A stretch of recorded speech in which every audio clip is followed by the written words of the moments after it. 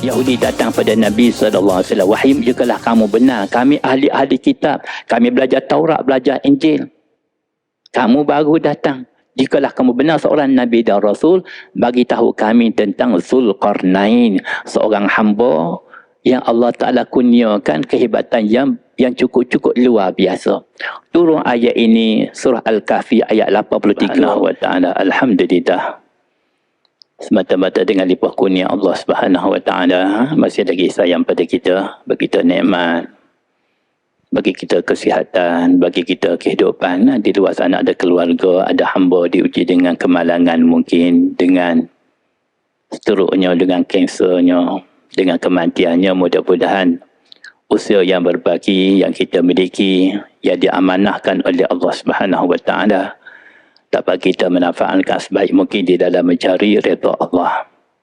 Dan alhamdulillah kini kita berada pada 16 Muharram, bulan yang mulia di sisi Allah Subhanahu Wa Taala, untuk kita lebih semangat masuk tahun baru hijrah untuk mencari redha Allah Subhanahu Wa Taala. Wallahu taala alam. Malam ini saya ingin berkongsi ilmu di dalam tadabbur ayat-ayat Allah Subhanahu Wa Taala, khususnya di dalam surah Al-Kahfi, bermula ayat 83 hingga ayat 87. Ayat 83 hingga ayat yang ke-88, insya-Allah. Surah Al-Kahfi ayat 83 hingga ayat 88. Sebelum kita tengok terjemahan, sama-sama kita mendengar membaca ayat-ayat suci Al-Quran Karim, surah Al-Kahfi ayat 83 hingga 88. Kita sama-sama baca. A'udzubillahi minasyaitonir rajim. Bismillahirrahmanirrahim. Wa yas'alunaka an dzil qarnain. Qul sa'atlu 'alaikum minhu dzikra.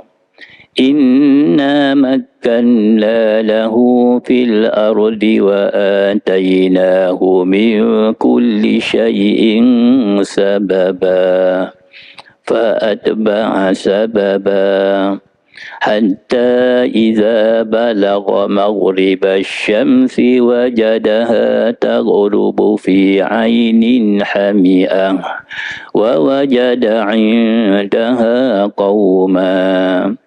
قلنا يا ذا القرنين إما أن تعذب وإما أن تتخذ فيهم حسنا قال أما من ظلم فسوف نعذبه ثم يرد إلى ربه فيعذبه عذابا نكرا وأما من آمن وعمل صالحا فله جزاء الحسنى وسنقول له من أمرنا يسرا. Sadaqallahul Azim. Surah Al-Kahfi ayat 83 hingga 88. Muslimin rahimakumullah. Kita sudah maklum baginda Rasulullah sallallahu alaihi wasallam dihantar atas muka bumi membawa risalah Allah Subhanahu wa taala adalah rahmat untuk seluruh alam. Di dalam surah Al-Anbiya ayat 107. Surah Al-Anbiya ayat 107 Allah Ta'ala berfirman, "Wa ma arsalnaka illa rahmatan lil alamin." Tidaklah wahai Muhammad kami utuskan kamu kecuali untuk rahmat untuk seluruh alam, sama ada manusianya, alam jinnya ataupun seluruh makhluk-makhluk Allah Ta'ala mendapat rahmat daripada perutusan Nabi sallallahu alaihi wasallam. Dan baginda sallallahu alaihi wasallam berada di Makkah Al-Mukarramah. Lahirnya baginda di Makkah Al-Mukarramah. Mencecah usia 40 tahun baginda dilantik sebagai Nabi dan Rasul. Kita sudah maklum. 40 tahun usia baginda dilantik sebagai Nabi dan Rasul. Dibekalkan Al-Quran, kitabullah kepada baginda untuk membenarkan baginda sebagai Rasul dan Nabi Allah. Di Makkah Al-Mukarramah lebih kurang 13 tahun wahyu turun di Makkah Al-Mukarramah, lebih kepada tauhid, keimanan, akidah. Sahabat-sahabat dahulunya kufur, syirik kepada Allah, sembah patung-patung, kemantapan akidah mereka, tunjang tauhid ditanamkan di dalam hati-hati sahabat oleh baginda. Dan di Madinah Al-Munawwarah 10 tahun lebih kurang, lebih kepada hukum hakam agama. Bila mana Al-Quran dibaca kepada mereka, khususnya pada sahabat-sahabat Nabi SAW, sebahagian mereka datang kepada baginda. Ya Rasulullah, kami tak faham, kami nak tanya kamu tentang perkara-perkara agama. Ya Rasulullah, bagi tahu kami tentang anak bulan. Contoh, satu pertanyaan di kalangan sahabat. Turun wahyu Allah Ta'ala kepada Nabi SAW, surah Al-Baqarah 189. Surah Al-Baqarah ayat 189. A'udzubillahi minasyaitonirrajim. Yas'alunaka 'anil ahillah qul hiya mawaqitu lin-nasi wal hajj. Wahai Muhammad, sahabat datang pada kamu, mereka tanya kamu anil ahillah, tentang anak bulan. Kata kepada mereka, anak bulan itu ahillah, penentuan waktu, masa kepada sahabat-sahabat, khususnya orang-orang yang beriman, dan juga khususnya ibadat haji. Qul hiya mawaqitu lin-nasi wal hajj. Quran dibaca kepada sahabat. Mereka datang, ya Rasul, kami nak tanya kamu tentang agama. Kami nak tanya kamu tentang bulan-bulan yang haram. Tentang bulan-bulan yang haram. Apakah yang dikatakan bulan-bulan yang haram? Jibril datang kepada Nabi SAW. Dibaca wahyu Allah. Wahai Muhammad, yas'alunaka anis syahril harami qitalin fi. Surah Al-Baqarah 217. Surah Al-Baqarah 217. Yas'alunaka anis syahril harami qitalin fi. Qul qitalun fihi kabirun wa saddun an sabilillah. Wa kufrun bihi wal masjidil haram. Wahai Muhammad, sahabat tanya kamu tentang bulan-bulan yang haram. Kata pada mereka, pembunuhan, peperangan padanya adalah merupakan dosa besar. Qul qitalun fihi kabir. Merupakan dosa yang besar. Quran dibaca kepada sahabat-sahabat. Ya Rasulullah, kami nak tanya kamu tentang arak dan judi. Wahyu turun kepada Nabi SAW, surah Al-Baqarah ayat 219. Yas'alunaka anil khamri wal maisir qul fihima ismun kabirun wa manafi'u linnas wa ismu ma akbaru min naf'ihima. Wahai Muhammad, sahabat tanya kamu tentang arak dan judi. Kata pada mereka, fihima ismu, di dalam arak dan judi, ismun kabir, dosa yang besar. Wa manafi'u, ada beberapa manfaat, tetapi wa ismuhuma akbaru min naf'ihima, dosanya lebih besar daripada manfaatnya. Sahabat-sahabat datang kepada Nabi SAW, tanya bermacam-macam. Ya Rasulullah, wanita-wanita kami ditengok oleh haid. Macam mana kami nak lakukan? Wahyu turun kepada Nabi SAW, surah Al-Baqarah 222. Wa yas'alunaka anil mahid. Mereka tanya kamu, wahai Muhammad, tentang haid wanita. Qul, kata pada mereka, qul huwa azan fa'tazilun nisa'a fil mahid. Hindari mereka. Haid merupakan satu perkara yang jijik, yang memudaratkan. Hindari mereka daripada campuri mereka semasa mereka dengan oleh haid mereka. Sahabat-sahabat, kata ulama, datang pada baginda lebih untuk mengetahui. Ya Rasulullah, bagaimana dalam peperangan? Bagaimana pembahagian harta-harta ghanimah? Turun surah Al-Anfal. Surah Al-Anfal. Yas'alunaka anil anfal. Qulil anfalu lillahi wa rasul. Katakanlah, harta ghanimah itu adalah pembahagiannya di sisi Allah Ta'ala dan Rasul. Allah dan Rasul yang akan bahagi bahagian berapa banyak kamu akan perolehi. Satu. Adapun Al-Quran dibaca kepada orang-orang musyrikin Yahudi di zaman Nabi SAW. Mereka juga datang. Wahai Muhammad, kami nak tanya kamu, jikalau kamu benar sebagai Nabi dan Rasul, bagi tahu kami tentang nyawa, roh yang dibekalkan oleh Allah Ta'ala kepada kita. Turun wahyu Allah surah Al-Isra ayat 85. Yas'alunaka 'anir ruh qulir ruhu min amri rabbi wa ma utitum minal ilmi illa qalila. Wahai Muhammad, musyrikin Yahudi datang pada kamu, yas'alunaka 'anir ruh, tanya kamu tentang ruh. Kul, kata pada mereka, ar-ruhu min rabbi. Ruh, nyawa adalah urusan Allah Ta'ala dan tidaklah dikurniakan kepada kamu ilmu kecuali terlalu sedikit. Yahudi datang pada Nabi SAW. Wahai, jikalau kamu benar, kami ahli-ahli kitab, kami belajar Taurat, belajar Injil. Kamu baru datang. Jikalau kamu benar seorang Nabi dan Rasul, bagi tahu kami tentang Zulkarnain, seorang hamba yang Allah Ta'ala kurniakan kehebatan yang cukup-cukup luar biasa. Turun ayat ini surah Al-Kahfi ayat 83. A'udzubillahi minasyaitanirrajim. Wa yas'alunaka, wahai Muhammad, dan mereka tanya kamu an Zulkarnain, tentang Zulkarnain. An daripada Zulkarnain. Di sini dibawa perkataan kalimah zi. Kenapa zi? Kita belajar bahasa Arab, harfu jarin baris bawah Abu Hurairah, an Abi Hurairah. Kita belajar bahasa Arab, an, lepas pada an, baris bawah Abu Hurairah. Bawa an Abi Hurairah. An maknanya memajrurkan kalimah selepasnya. Wa yas'alunaka, wahai, dan mereka tanya kamu an Zulkarnain. Dua perkataan, satu kalimah zi, kedua al-qarnain. Apa makna zi? Zi adalah memiliki ataupun mempunyai. Kalimah zu selalu kita dengar. Zu dan zi ni di antara kita belajar bahasa Arab, nahwu sarah.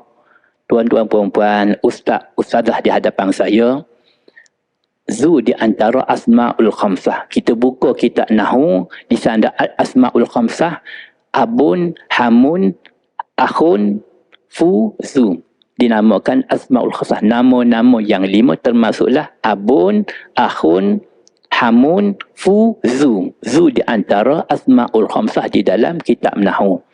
Apa makna zu? Yang mempunyai, yang memiliki. Didatangkan kalimah zu. Dan sebagainya datang kalimah zi.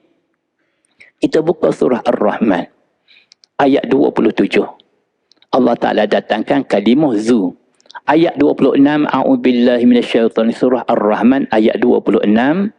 Kullu man 'alaiha fan. Wahai Muhammad, segala-gala makhluk yang ada di atas muka bumi fanun, hancur, fana, binasa. Ayat 27. Wa yabqa wajhu rabbika zul jalali wal ikram. Yang kekal adalah zat Tuhan kamu yang mempunyai kebesaran dan kemuliaan. Allah Ta'ala datang kalimah zu. Wa yabqa wajhu rabbika zul jalali wal ikram. Surah Ar-Rahman, ayat terakhir sekali, ayat 78. A'udzubillahi minasyaitanirrajim. Tabarakasmu rabbika zil jalali wal ikram. Allah Ta'ala datang kalimah zi. Tabarakasmu rabbika zil jalali wal ikram. Ayat 27, zul jalali. Ayat 78, zil jalali. Maknanya yang mempunyai ketinggian dan kebesaran. Di sini wa yas'alunaka an zi, yang mana dia yang mana mempunyai, memiliki al-qarnain. Kita sudah maklum qarnun maknanya tanduk. Qarnain, dua tanduk. Zulkarnain, dia yang mempunyai dua tanduk. Timbul persoalan di sini, adakah hamba Allah ni memang dia ada dua tanduk? Minta maaf macam kambing dan biri-biri? Tidak. Dua tanduk di sini adalah gelaran kepada seorang maharaja, seorang hamba Allah Ta'ala. Dan dua tanduk di sini, ang Zulkarnain di sini, dua tafsiran. Pertama, bukanlah dia lahir-lahir ada dua tanduk, tidak. Cuma yang pertama, dia seorang maharaja yang hebat, memakai mahkota kebesaran seorang gajah, mahkota yang dipakainya daripada emas, dan terbentuk pada mahkota tersebut bagaikan dua tanduk. Dua tanduk pada mahkota yang dipakai oleh raja tersebut bukanlah maknanya kepalanya mempunyai dua tanduk. Maknanya dia yang memakai mahkota daripada emas, terbentuk dua tanduk di atas mahkota di atas kepalanya, lalu dikatakan Zulkarnain mempunyai 2 tanduk. Satu. Yang kedua, kata ulama, 2 tanduk di sini isyarat kepada penguasaan empire yang begitulah yang dia takluki. Berkuasanya seorang hamba yang dikatakan mempunyai 2 tanduk Zulkarnain, begitu luas empire dia, mencecuh hujung-hujung barat dan mencecuh hujung-hujung timur. Seolah-olah satu tanduknya berada di hujung-hujung barat, kekuasaan empire yang dimiliki, ditakluki, dan satu tanduk lagi seolah berada di bahagian timur, isyarat kepada penguasaan empire yang begitulah ditakluki oleh Zulkarnain. Lalu dikatakan dia yang punya 2 tanduk, satu tanduknya di barat, satu lagi tanduknya di timur. Zulkarnain, Qarnun maknanya tanduk. Ingat saya sebut tanduk semasa kita sambut Idul Adha. Hadis daripada Imam Tirmizi rahmatullah alaihi. Hadis daripada Aisyah radhiyallahu anha. Selalu kita dengar baginda Rasulullah sallallahu alaihi wasallam bersabda, "Ma amila ibnu Adam yauman nahri ahabba ila Allah min haraqatid dammi." Tidaklah apa-apa amalan dilakukan oleh anak-anak Adam ahabba ilallah, ya Allah Ta'ala amat cintai yaumun nahri, pada hari raya Idul Adha. Banyak amalan ibadat, banyak kebajikan, tapi pada hari Idul Adha ya Allah Ta'ala cintai ialah min ihraqid dami, daripada menumpahkan binatang korban. Kenapa? Baginda sambung lagi, fa innahu la ya'ti yaumal qiyamah, maksudnya binatang korban pasti akan datang pada hari kiamat, bi quruniha wa ash'ari wa azlafiha wa ash'ariha, dengan tanduknya, bi quruniha, baginda sebut bi quruniha wa azlafiha, dengan kukunya, wa ash'ariha, dengan bulunya. Fatibu biha nafsa, maka elok oleh kamu akan sembelihan kamu. Fatibu, maka elok, ikhlaskan kamu di dalam korban kamu. Bikuruniha, dengan tanduk. Qarnain, 2 tanduk. Minta maaf kalau kita ada keluarga, ada jiran, ada sahabat yang namanya Zulkarnain, sekali-sekala kita tanya, tanduk demo kat mana? Mana tanduk demonya? Sekali-sekala. Kenapa pula? Awak kan nama Zulkarnain. Ialah Zulkarnain. Apa mana Zulkarnain? Tak tahu. Zu tu mana mempunyai Al-Qarnain 2 tanduk. Allahu Akbar. Ya ke? Kadang-kadang dia pun tak tahu namanya, 2 tanduk katakan. Wallahu ta'ala alam. Sebut tentang Zulkarnain. Ingat saya di sana ada satu riwayat menyatakan di antara 2 orang yang beriman kepada Allah Ta'ala yang berjaya diberi kebenaran, keizinan oleh Allah Ta'ala, perintah seluruh dunia. Bermula daripada Nabi Allah Adam AS sampailah bayat kali sebelum kiamat, 2 orang di kalangan orang-orang yang beriman adalah maharaja yang cukup-cukup hebat. Perintah dunia. Siapa? Pertama adalah Zulkarnain. Kerajaan yang besar dia miliki, kita akan baca riwayat ataupun perkembangan Zulkarnain. Dan satu lagi ialah subhanallah tabarakallah, Nabi Allah Sulaiman alaihi salam. Nabi Allah Sulaiman bukan saja sebagai raja yang begitu hebat, tapi baginda Sulaiman adalah Nabi dan Rasul Allah, cukup-cukup hebat. Kita buka sedikit kisah Nabi Allah Sulaiman. Sebut tentang Zulkarnain yang hebat kedudukannya. Nabi Allah Sulaiman bukan saja raja begitu hebat, boleh kuasa dunia, bahkan diberi mukjizat sebagai Nabi dan Rasul. Antaranya ialah Nabi Allah Sulaiman mampu untuk mendengar akan bicara-bicara makhluk-makhluk Allah. Dia boleh dengar bisikan-bisikan daripada semut. Semut yang berbicara pun didengari oleh Nabi Allah Sulaiman. Perkara ini dirakamkan oleh Allah Subhanahu Wa Taala surah An-Naml. Kita buka surah An-Naml. Ada satu surah semut. Ayat 18. A'udzubillahi minasyaitonirrajim. Hatta iza atau ala wadin namli qalat namlatun ya ayyuhan namlu udkhulu masakinakum la yahtimannakum Sulaimanu wa junuduhum la yash'urun. Maksudnya surah An-Naml ayat 18. Hatta sehinggalah wahai Muhammad, Sulaiman seorang rasul dan nabi datang kepada perkampungan semut. Hatta iza atau ala wadin namli, ke lembah perkampungan semut. Qalat namlatun, berkata namlah, semut betina.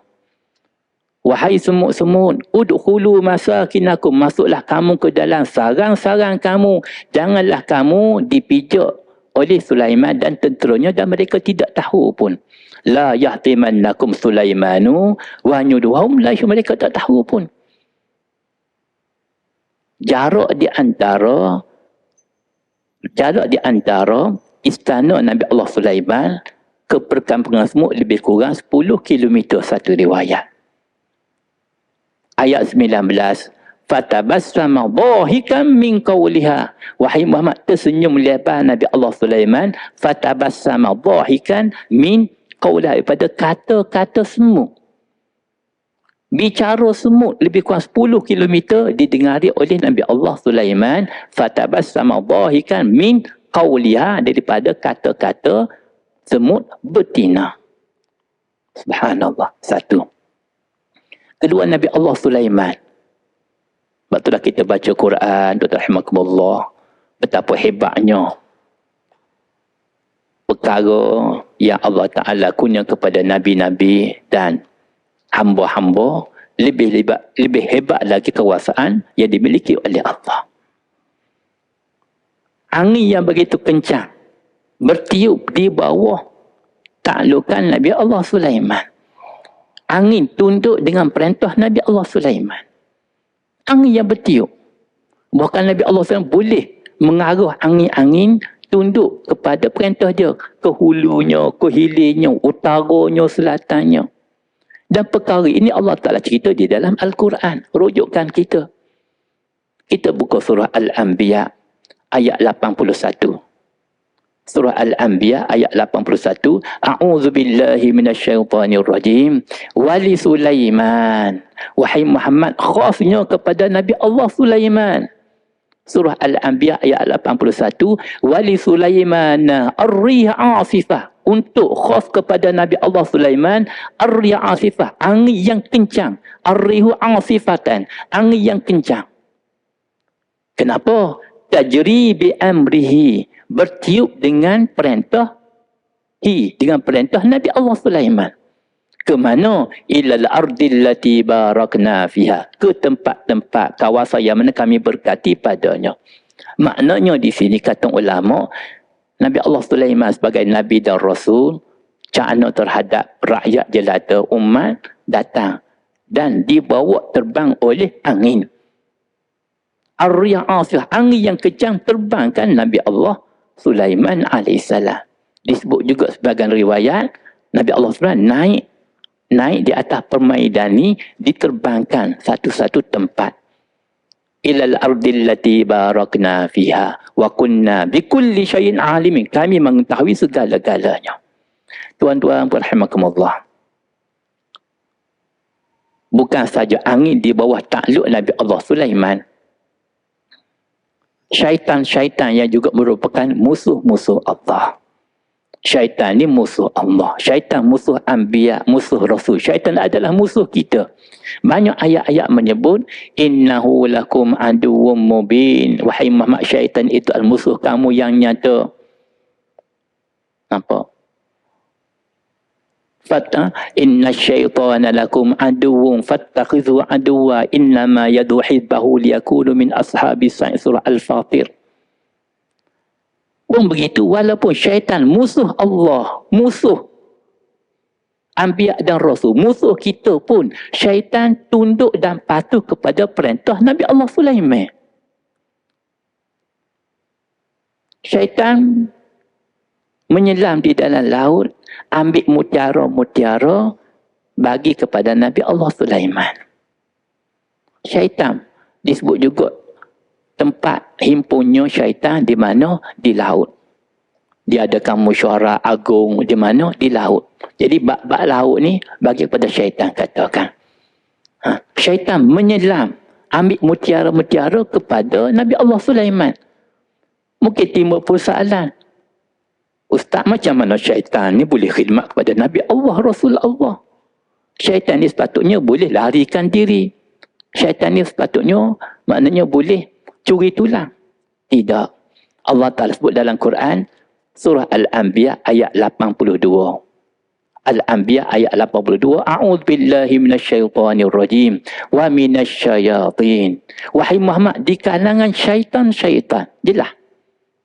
Quran rujukkan kita. Wa minasyayatin man yaghusuna lahu. Ada syaitan yang mana yaghusun, menyelam lahu kepada Nabi Allah Sulaiman. Ambil mutiara-mutiara.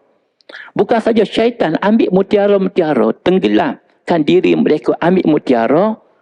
Bahkan syaitan juga melakukan perbuatan kerja-kerja selain daripadanya.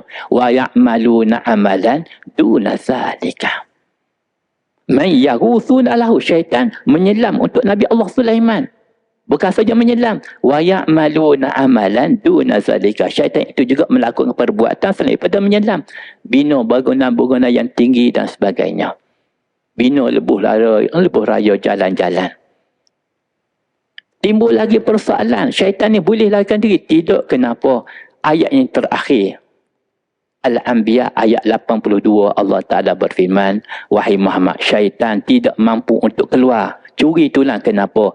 Wa kunna lahum hafizin. Adalah kami, wahai Muhammad, terhadap syaitan, kami yang jaga. Hafizin, kami yang kawal. Bila mana pergerakan syaitan dikawal oleh Allah Ta'ala, minta maaf, syaitan cannot go. Syaitan cannot go. Tak boleh nak pergi mana. Walaupun dia boleh lari, tapi dia tak boleh lari. Wa kunna lahum hafizin. Kami yang jaga, kami yang kawal. Seolah dia dibelenggu. Sehingga kata ulama, wafatnya Nabi Allah Sulaiman AS, barulah pergerakan syaitan agak bebas. Wallahu ta'ala a'lam. Balik kita kisah Zulkarnain, Al-Kahfi ayat 83. Wa yas'alunaka, wahai mereka tanya kamu tentang Zulkarnain. Kul, kata pada mereka, sa'atlu alaikum, aku akan khabar pada kamu, baca pada kamu, minhu, daripada Zulkarnain, zikra, satu cerita ataupun satu berita tentang Zulkarnain. Ayat 84. Inna makkanna lahu fil ardi wa atainahu min kulli syai'in sababah.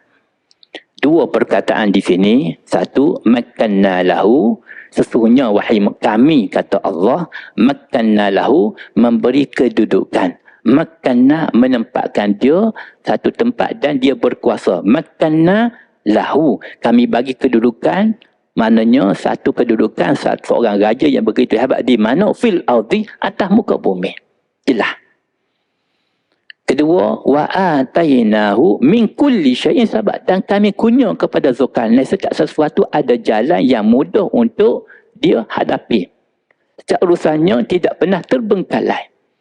Dua perkataan. Satu, makkanna lahu. Kedua, wa atainahu, cukup-cukup hebat. Mungkin di sana minta maaf ada A, B, dia dakwa. A ni seorang yang kaya, kedudukan tinggi. Dia bagi kepada B bagian-bagian. Kita tanya balik, wahai A, wahai B, kamu adalah hamba Allah. Apa yang kamu miliki, kurniaan, cebisan daripada seluruh kekayaan yang hamba miliki.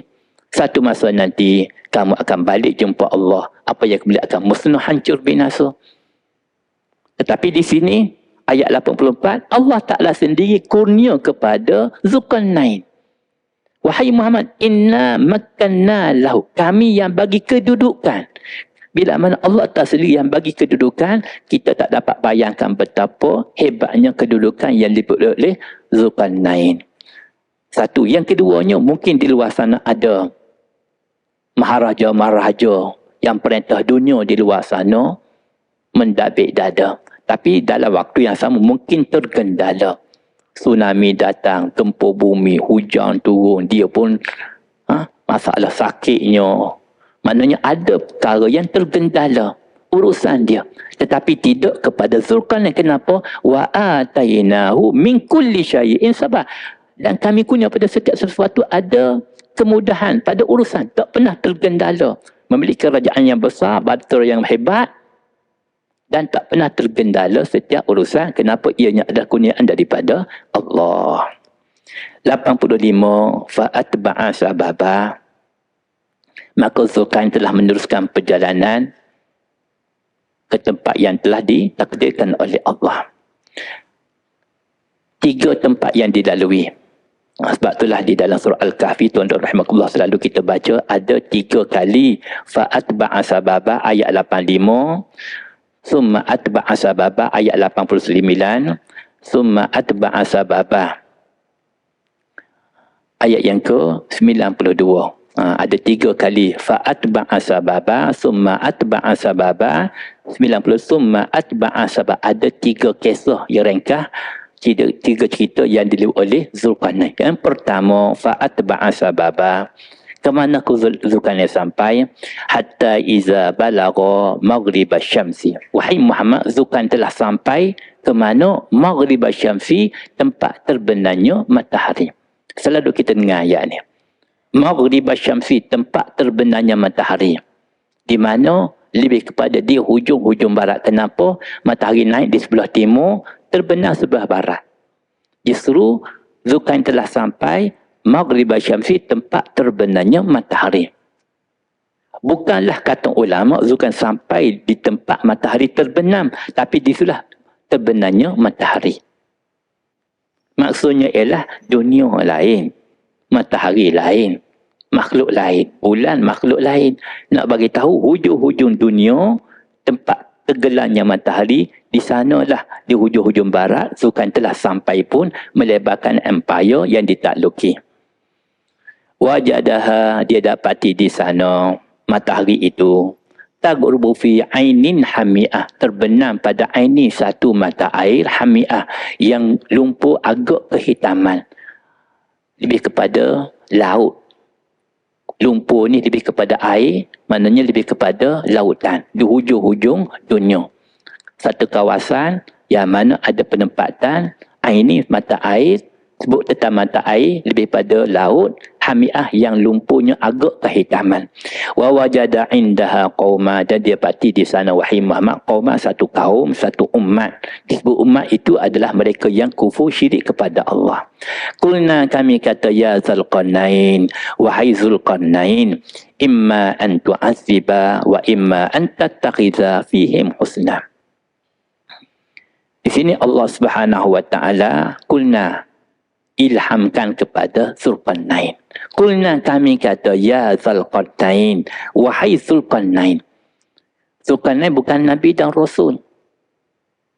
Sebab itulah kita buka Quran, Alhamdulillah.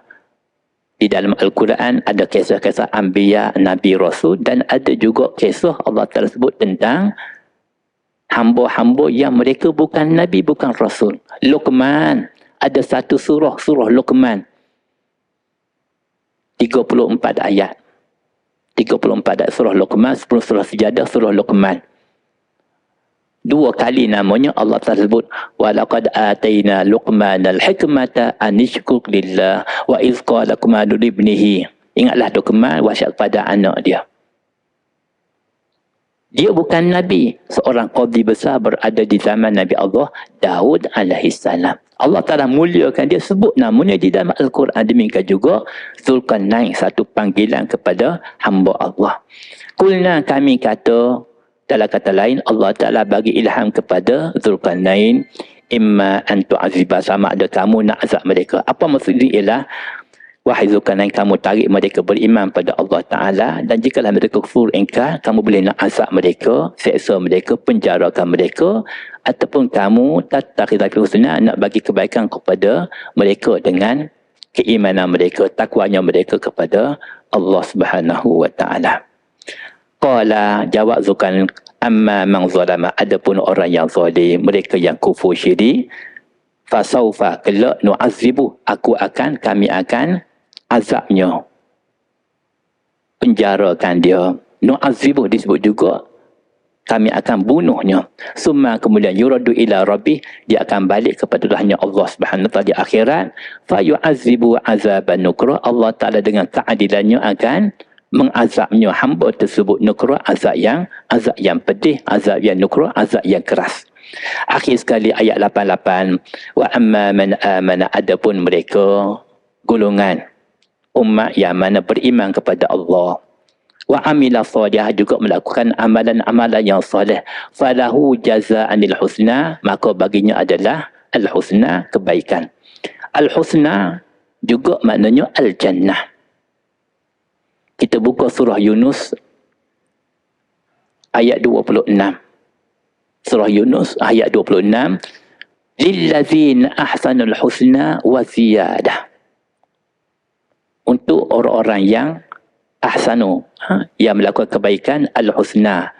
Al-husna, mendapat syurga Allah Subhanahu wa taala. Lillazina ahsanul husna wa ziyadah. Untuk, betul, ayat 26 muka surat 212, untuk orang-orang yang melakukan kebaikan, al-husna, syurga wa ziyadah. Ziyadah maksudnya ialah walaupun dah banyak nikmat syurga yang dimiliki, yang diperolehi di dalam syurga, ziyadah adalah satu, Allah Taala perlihatkan wajahnya yang begitu hebat.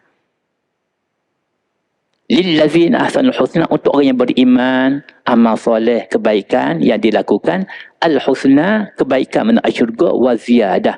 Kita rujuk surah Yunus, al-husna makna syurga, wa ziyadah, tambahan maknanya lihat wajah Allah, dan Allah Taala isyaharkan redha Allah Taala kepada mereka. Untuk jazaan, ganjaran pahala yang baik, syurga. Wasana kulu, dan kami kata kepadanya, min amrina, daripada perintah-perintah kami, yusra, perintah yang mudah untuk mereka yang beriman, amalkan dalam kehidupan mereka. Jelas di sini maknanya orang beriman kepada Allah Taala mendapat kedudukan di sisi Allah Subhanahu wa taala. Satu, beriman, amal soleh. Selalu kita dengar, rahimakumullah, adanya perkataan iman, di sana ada perkataan amal soleh. Kenapa? Iman saja belum mencukupi. Untuk meningkatkan darjah hamba ialah amal-amalan yang soleh. Apakah amal-amalan yang soleh? Sesuatu yang mendatangkan redha Allah. Senyum, Allah Ta'ala suka, mendatangkan pahala. Tasbih kita, walaupun pada dasarnya tak nampak sesuatu yang besar, tapi tasbih kita, subhanallah, alhamdulillah, Allahu Akbar, meningkatkan amalan kita. Pengampunan dosa, subhanallahi wa bihamdihi, subhanallahil azim. Kita istiqamah di dalam amalan harian kita, pengampunan terhadap dosa kita, walaupun sebanyak buih di lautan sekalipun. Jelas Allah Ta'ala nak bagi kepada kita hamba. Adapun orang yang beriman amal soleh, maka baginya falahu jazaa'anil husna, ganjaran pahala al-husna, yang baik. Al-husna baik disebut juga ialah al-husna, syurga Allah Ta'ala. Surah Yunus ayat 12 saya sebut tadi, al-husna, syurga. Walaupun di dalam syurga pelbagai nikmat kita kecapi. Banyak nikmat-nikmat Allah Subhanahu wa taala. Bahkan disebut juga seorang hamba, dia makan pisang, toleh belakang satu timbunan gunung kulit pisang. Kenapa? Di dalam syurga kita tak lapar, kita tak dahaga. Kita nikmati seluruh nikmat adalah kurniaan daripada Allah. Nuzulan min ghafurur rahim. Walakum, untuk kamu wahai hamba ahli syurga, ma tashtahi anfusukum, apa yang kamu inginkan. Walakum, untuk kamu, ma, apa yang dijanjikan oleh Allah, nuzulan min ghafurur rahim, satu hadiah daripada Allah Ta'ala kepada siapa? Kepada orang yang beriman kepada Allah Ta'ala. Mudah-mudahan kita dipilih oleh Allah Ta'ala. Kita baca Al-Quran, yakin kita pada janji-janji Allah Subhanahu wa Ta'ala, untuk kita lebih tingkatkan iman kita, takwa kita, ibadat kita kepada Allah Subhanahu wa Ta'ala. Wallahu ta'ala alam. InsyaAllah kita jumpa oleh kesempatan yang baik daripada Allah. Dan sama kita panjatkan doa. Bismillahirrahmanirrahim. Alhamdulillah Rabbil Alamin. Wassalatu wassalamu ala asyrafil anbiya wal mursalin wa ala alihi wa sahbihi ajma'in. Allahumma ighfir lana dhunubana wa israfana fi amrina. Wa sabbit aqdamana wa ansurna ala al-qawmin kafirin. Allahumma ja'al jam'ana hadza jam'an marhuma. Wa tafarruqana min ba'di tafarruqan ma'suma. Wa sallallahu ala sayyidina Muhammadin nabi wa ala alihi wa sahbihi ajma'in. Subhana rabbika rabbil izzati amma yasifun wa salamun alal mursalin walhamdulillahi rabbil alamin. Assalamualaikum warahmatullahi taala wabarakatuh.